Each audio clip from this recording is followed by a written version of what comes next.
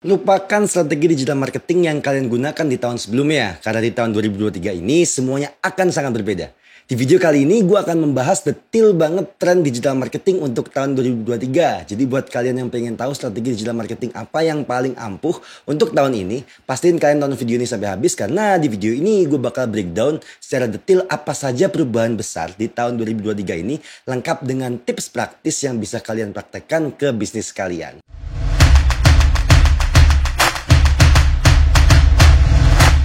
Hai, nama gue Eki dan di channel ini gue akan berbagi tips and trick, tutorial dan hal menarik lainnya yang berhubungan dengan digital marketing dan bisnis. Jangan lupa untuk klik subscribe dan aktifkan tombol notifikasinya agar kalian tidak ketinggalan update video terbaru terkait digital marketing dari gue. Oke, with that said, sekarang waktunya kalian untuk upgrade skill digital. Digital marketing sangat berkembang pesat di 5 tahun terakhir ini. Seiring dengan berkembangnya teknologi, banyak sekali platform-platform baru yang bermunculan dengan fitur-fitur baru yang menarik juga. Nah, bagi seorang digital marketer kayak kita, hal ini tentu saja merupakan sesuatu yang baik. Kenapa? Karena akan banyak sekali opportunity atau kesempatan baru yang bisa kita manfaatin. Tapi dari sisi lain akan menjadi tantangan baru untuk kalian, di mana kalian harus mampu beradaptasi dengan perubahan-perubahan di era digital saat ini. Nah, disinilah seninya digital marketing, di mana digital marketing akan selalu berkembang dan berubah seiring dengan berjalannya waktu. Dengan berakhirnya tahun 2002 kemarin, apa sih sekiranya akan menjadi fokus utama digital marketing di tahun 2023 ini? Ayo kita mulai breakdown satu persatu. Tren yang pertama adalah short form and vertical video, konten dengan format video pendek dan orientasi vertikal. Nah, ketika kalian ingin membuat konten untuk bisnis kalian dan ingin mendapatkan impact yang besar di tahun ini, pastikan konten kalian berbentuk short and vertical videos. Nah, maksud gue di sini adalah konten untuk TikTok, Instagram Reels, dan juga YouTube Shorts. Ketika TikTok mulai bertumbuh pesat di awal tahun 2019, TikTok tidak hanya menarik perhatian besar dari pengguna mereka, tetapi juga dari platform sosial media yang lain. Pertama-tama Instagram menjiplak TikTok, atau dengan kata lain terinspirasi gitu ya oleh TikTok. Bahkan CEO Instagram sendiri Adam Mosseri mengatakan bahwa Instagram bukan lagi sekedar photo sharing app. And I want to start by saying we're no longer a photo sharing app or a Square photo sharing app, because let's be honest, there's some really serious competition right now. TikTok is huge, YouTube is even bigger, and there's lots of other upstarts as well. And that means change. But we're also going to be experimenting with how do we embrace video more broadly. Full screen, immersive, entertaining, mobile first video. Kemudian seiring berjalannya waktu, YouTube juga ikut serta dengan memperkenalkan YouTube Shorts. Kuncinya buat kalian seorang digital marketer, kalian harus tahu nih, ketika raksasa-raksasa sosial media ini meluncurkan sebuah fitur baru, algoritma mereka juga akan mendorong penggunanya untuk menghabiskan banyak waktu di situ. Yang berarti ketika kita bisa memanfaatkan dengan baik ketiga platform tadi, kita juga akan mendapatkan view yang lebih tinggi dan engagement rate yang lebih baik juga. Karena dari sisi platform, mereka akan mengedepankan konten-konten yang memang berbentuk vertikal dan video pendek tadi. Nah, apalagi di tahun 2023 ini kalian sudah bisa menargetkan audiens yang memang lebih dewasa di TikTok. Dengan lebih dari 40% penggunanya berada di rentang usia 25-34 tahun. Plus, ketika kalian membuat konten untuk TikTok, kalian juga bisa sekalian posting video yang sama di Instagram Reels dan juga di YouTube Shorts untuk menargetkan audiens yang memang lebih dewasa lagi. Nah, tips dari gue, pastikan ketika kalian membuat konten untuk TikTok, Instagram Reels, ataupun YouTube Shorts, pastikan konten kalian menarik dan mudah dikonsumsi oleh audiens kalian. Alasannya sederhana banget, yaitu supaya konten kalian juga lebih mudah dibagikan dan juga potensi untuk menjadi viral akan lebih tinggi. Tren yang kedua adalah digital experience. Nah, maksudnya gimana nih? Jadi, pastikan pengalaman pengguna di channel apapun yang kalian gunakan sudah optimal. Jadi kalian harus ingat bahwa di era digital saat ini semua orang memiliki ekspektasi yang tinggi terhadap proses yang memang serba cepat dan instan. Kalian harus ingat juga hampir 90% pengalaman digital mereka akan dilakukan melalui smartphone. Nah, kalian bisa bayangin kayak gini. Orang-orang mau googling atau mencari informasi apapun lewat smartphone. Terus akses media sosial pun juga dari smartphone. Mau ngapain aja, semua aplikasi yang dibutuhkan juga sudah tersedia dengan mudah dari smartphone. Nah, jadi kuncinya pastikan dari sisi brand atau bisnis kalian harus menyediakan pengalaman pengguna yang baik. Contohnya misalkan kayak gini, pastikan loading website atau aplikasi kalian cepat. pastikan pengguna dapat dengan mudah berpindah dari satu halaman ke halaman yang lain, baik itu di website kalian ataupun di aplikasi kalian. Pastikan copywriting yang kalian gunakan, baik itu dalam iklan, landing page, ataupun website, tidak membingungkan pengguna kalian. Kemudian pastikan informasi yang coba kalian sampaikan sudah lengkap dan relevan.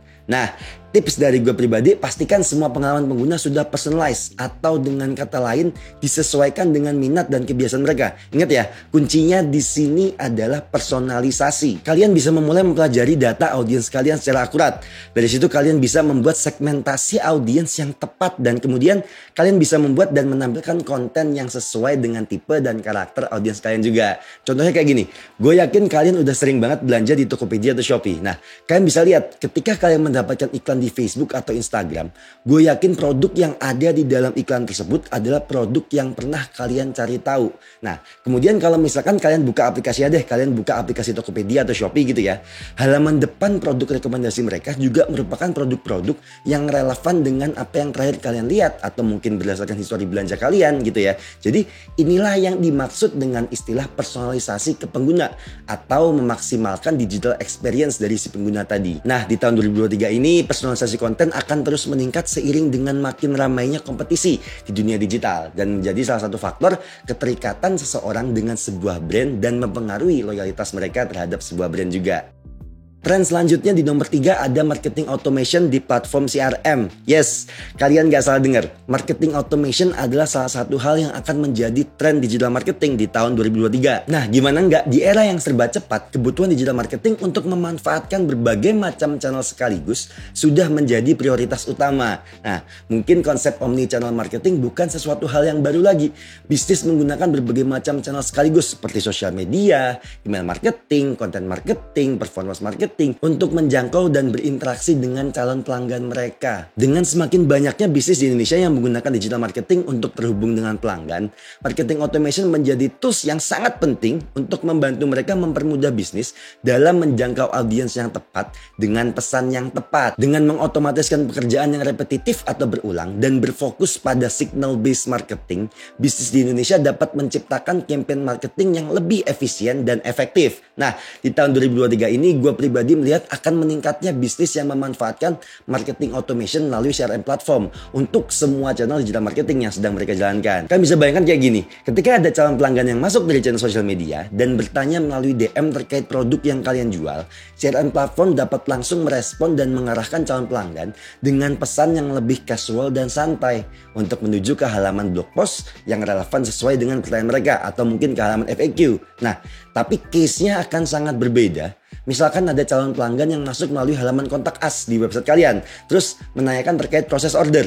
Nah, di sini mereka akan dibalas dengan menggunakan email yang personalized, menggunakan sapaan yang lebih formal dan membantu mereka dalam proses onboarding yang memang lebih seamless dan lebih cepat. Atau misalkan ada calon pelanggan yang baru saja selesai membuat akun di website e-commerce kalian, mereka akan langsung mendapatkan welcome email yang membantu untuk mengenalkan bagaimana sih cara menavigasi halaman di website e-commerce kalian.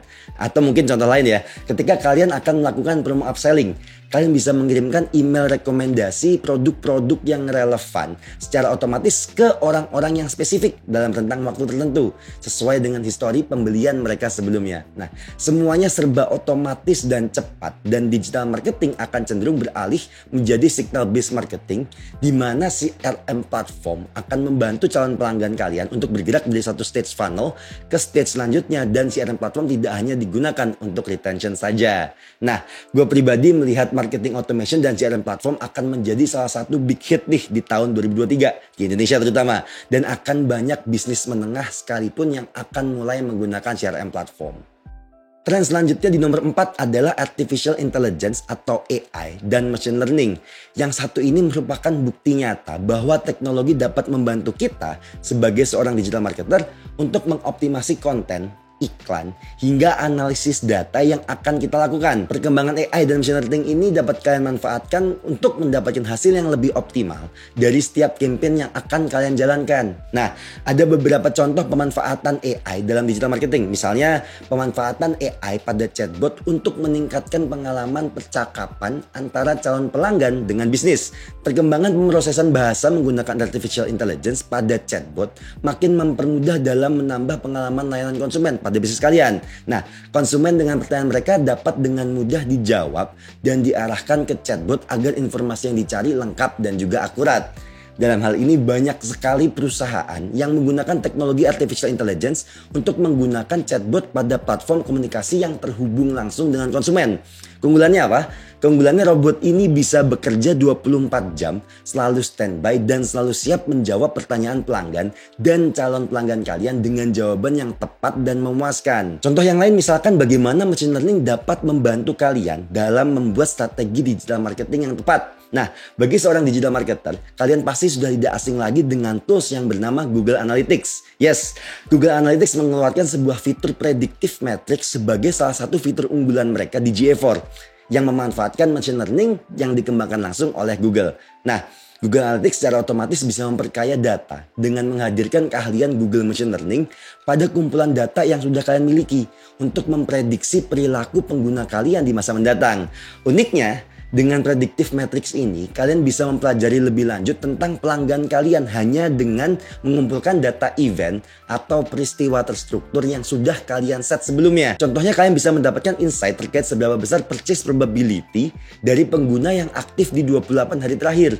Atau kalian juga bisa melihat insight terkait siapa-siapa saja dari pengguna aktif kalian yang kemudian hari akan menjadi tidak aktif. Bahkan yang lebih sakti di predictive matrix ini, kalian bisa melihat estimasi revenue yang bisa kalian dapatkan dari pengguna kalian yang aktif di 28 hari terakhir. Gila nggak tuh? Gimana machine learning dapat membantu kita sebagai digital marketer atau pemilik bisnis untuk bisa memprediksi masa depan dan akan membantu kita dalam membuat strategi yang lebih tepat sasaran dan spesifik berdasarkan prediksi yang diberikan. Nah, di tahun 2023 ini penggunaan AI dan machine learning dalam menunjang digital marketing juga akan terus berkembang pesat. Mulai dari AI yang bisa membantu dalam proses pembuatan konten, AI yang bisa membantu membuat kalender campaign kita, hingga AI yang bisa membantu untuk mengenali karakter customer kita. Trend selanjutnya di nomor 5 adalah live shopping. Yes, siapa sih dari kalian yang tidak kenal dengan TikTok live shopping? Mungkin beberapa dari kalian juga udah sering belanja di sana. Fitur ini tidak hanya ditemukan di TikTok saja, bahkan fitur live shopping sudah bisa kalian temukan di Shopee sejak Juni 2019. Prediksi gue di tahun 2023 ini, fitur live shopping akan semakin booming lagi dan akan makin banyak digunakan oleh bisnis untuk berjualan dan menjangkau lebih banyak pelanggan lagi. Kelebihan dari fitur live shopping ini, calon pembeli dapat berinteraksi langsung dengan penjualnya. Kalian bisa bayangin ketika kalian berbelanja ke pasar. Misalnya kalian ingin menanyakan informasi lebih lanjut terkait produknya. Nanya-nanya diskon, nego-nego harga, lihat variasi gitu ya. Dan lain-lain sebagainya. Nah, sebagai calon pembeli gitu ya, ini akan sangat nyaman banget interaksinya dengan si penjual. Hal-hal inilah yang akan coba diadaptasi melalui fitur live shopping. Calon pembeli juga dapat langsung melihat produk secara lebih realistis dan real time sebelum memutuskan untuk membeli. Hal ini dapat menghilangkan keraguan calon pembeli kalian yang khawatir barang yang dibeli tidak sesuai harapan. Nah, dari sisi penjual pun kalian bisa melakukan demo produk langsung kepada calon pembeli dan menunjukkan kelebihan dari produk yang kalian jual. Live shopping ini bisa menjadi senjata andalan kalian dalam meningkatkan penjualan dan membangun hubungan baik dengan pelanggan kalian. Rekomendasi dari gue, kalian bisa coba untuk melakukan live shopping dari beberapa platform secara langsung dalam waktu yang bersamaan. Misalkan ketika kalian sedang live di TikTok, kalian juga bisa live di Instagram dan Shopee sekaligus. Dari sisi waktu akan lebih efisien dan kalian bisa berinteraksi langsung dengan pengguna di masing-masing platform yang berbeda. Oke, tren selanjutnya yang keenam adalah pemanfaatan first party data. Nah, mungkin beberapa dari kalian masih bingung nih, sebenarnya first party data itu apa sih? Jadi, first party data adalah data yang dikumpulkan secara langsung oleh pemilik bisnis terkait data pelanggan. Tentu saja dengan seizin dari pelanggan mereka juga. Misalkan data kayak nama pelanggan, alamat email, nomor HP, hingga data transaksi seperti kapan terakhir kali mereka melakukan pembelian atau produk terakhir apa yang mereka beli.